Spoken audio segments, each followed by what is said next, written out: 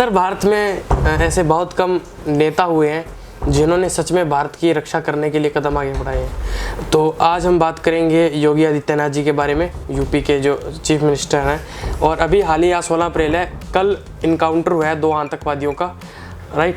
और उसके बारे में भी हम बात करेंगे आगे चल के, लेकिन आज हम बात करेंगे सिर्फ वैसे योगी जी के बारे में। तो योगी जी थोड़े अलग पर्सनैलिटी के हैं, बाकी जो चीफ मिनिस्टर हैं उनसे पर्सनैलिटी उनकी थोड़ी सी अलग है, उनके काम करने का तरीका अलग है और उनकी आंखों में या उनके चेहरे पे कुछ अलग चीज़ें दिखती है और एक क्विक एक्शन टेकर है वो।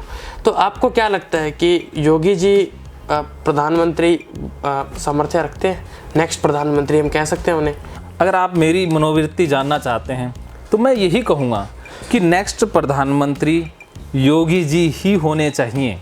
उनके अलावा कोई और प्रधानमंत्री बनता है, अभी नरेंद्र मोदी जी हैं। हाँ। मोदी जी जब तक रहें प्रधानमंत्री बहुत अच्छे हैं, उनके बाद कोई प्रधानमंत्री बनने के काबिल हैं तो वो योगी जी हैं। और योगी जी के अलावा कोई देश का प्रधानमंत्री बनता है तो इसे भारत की विडंबना ही कहा जाएगा। मैं ऐसा क्यों कह रहा हूँ? मैं कोई राजनेता नहीं हूँ, मैं एक साइकोलॉजिस्ट हूँ। और जब मैं योगी जी के चेहरे को देखता हूँ, उनकी आंखों में झांकता हूँ, तो ऐसा लगता है कि ये बंदा बेखौफ है। योगी जी की आंखों में डर बिल्कुल भी नहीं दिखता, एक ऐसा जोश दिखता है कि वो एक दिन में ही यूपी का क्या पूरे हिंदुस्तान का नक्शा बदल सकते हैं। इतना स्ट्रॉन्ग बंदा शायद ही कभी पैदा हुआ हो।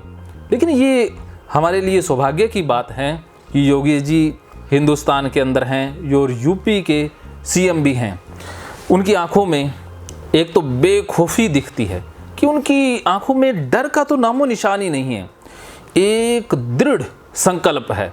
उनके मन में जो एक बार आ जाता है, उन्होंने जो एक बार ठान लिया वो करके ही छोड़ते हैं, चाहे धरती इधर की उधर हो जाए, कोई परवाह नहीं है। जो योगी जी ने सोच लिया, अब उसको कोई बदलने वाला इस दुनिया में है नहीं। मैं ये क्यों बात बोल रहा हूँ? मैंने योगी जी के बारे में बहुत कुछ जाना नहीं है, उनके राजनीतिक जीवन को मैं नहीं जानता, उनके पर्सनल जीवन को भी मैं नहीं जानता।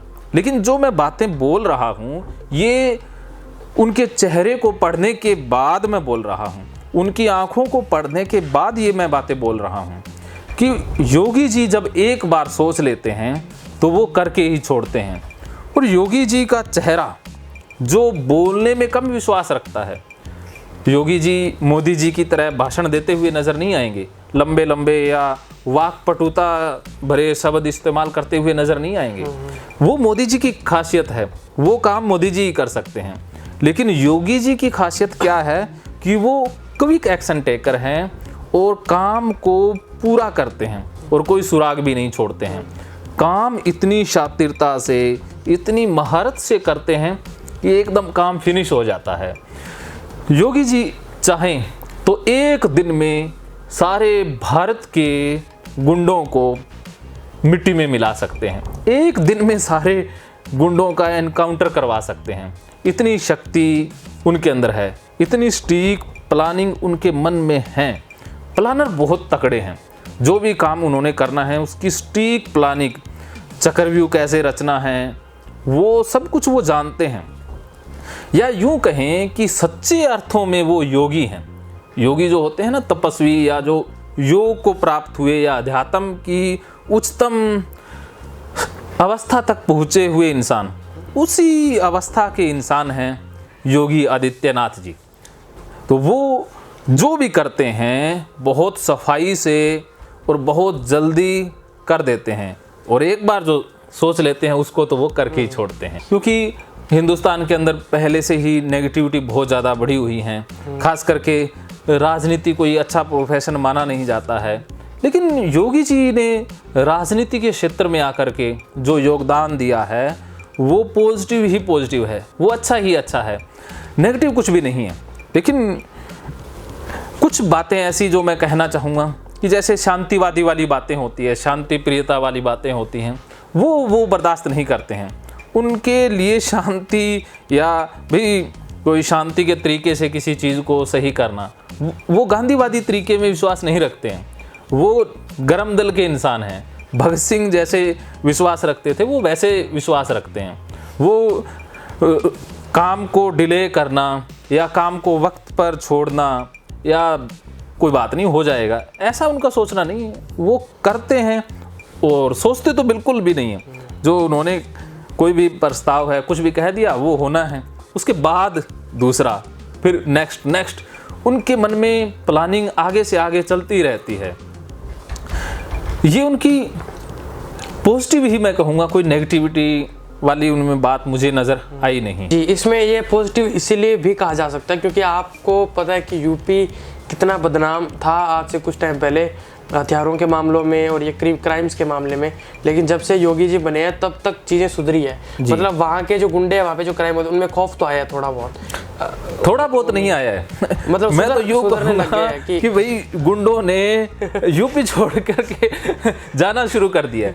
गुंडे सुधरेंगे नहीं, गुंडे सुधरने वाले तो है नहीं, क्योंकि उनका तो दिमाग ही ऐसा हो गया है। वो चुप करके बैठे हुए हैं। वो ये इंतज़ार कर रहे हैं कि कब योगी राज खत्म हो, कब योगी जी चीफ मिनिस्टर पद से हटें, कब कोई नया प्रधानमंत्री आए और हम अपना कारोबार दोबारा शुरू करें।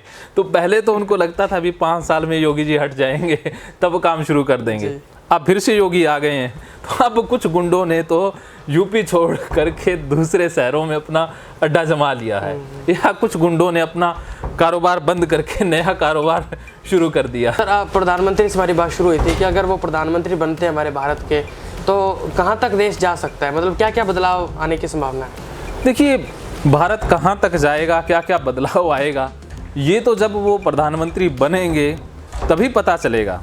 लेकिन मनोवैज्ञानिक होने के नाते मैं इतना ज़रूर कह सकता हूँ कि भारत के अंदर जो तानाशाही हुक्मराना है, चाहे वो ब्यूरोक्रेट्स का है, चाहे बाकी चीज़ों का है, वो ख़त्म हो जाएगा। एक तो तानाशाही चीज़ें हट जाएंगी, और दूसरी जो पाखंड हो रहा है धर्म के नाम पर या अध्यात्म के नाम पर, वो पाखंड बंद हो जाएगा। और तीसरी जो सबसे ज़्यादा अच्छी चीज़ होगी वो ये होगी कि जो गुंडा राज है, हथियारों का जो कल्चर है, या जो भाई गुंडे नेताओं के यहाँ या बाबाओं के यहाँ पलते हैं, वो सारे मारे जाएंगे।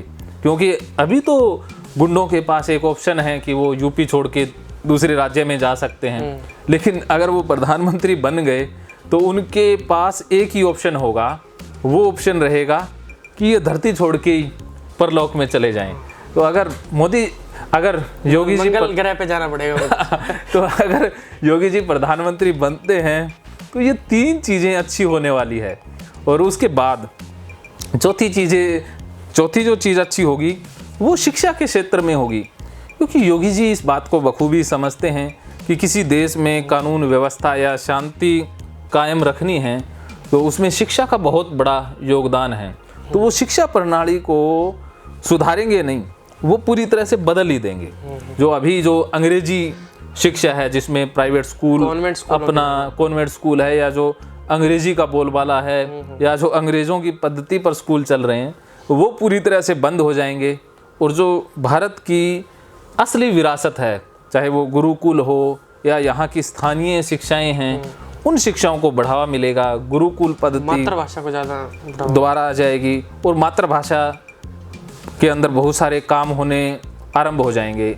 और जो अंग्रेजी का जो इतना हड़कंप मचा हुआ है वो भी समाप्त हो जाएगा। अंग्रेजी के मैं खिलाफ नहीं हूँ, लेकिन जब रोब झाड़ने के लिए या इम्प्रेस करने के लिए अंग्रेजी का सहारा लिया जाता है तो वो कमज़ोरी है।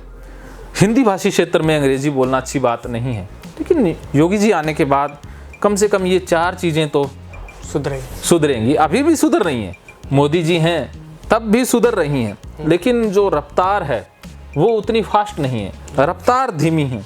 सुधार तो हो रहा है लेकिन रफ्तार धीमी है।